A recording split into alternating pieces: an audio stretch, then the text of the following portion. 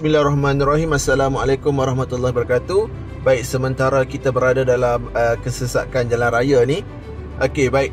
2 tahun yang lepas, 2 murid yang saya ajar telah mengambil ataupun menduduki PKSK.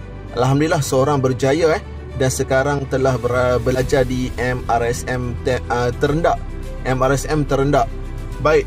Jadi semenjak itu membuktikan BM untuk SK dan SJKC sejak UASA diperkenalkan sudah sama aras.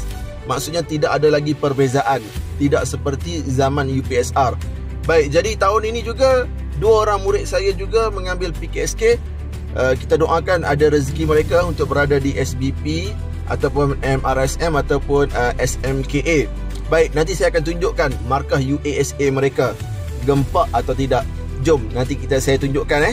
Tunggu dan tengok. Okey, bye-bye.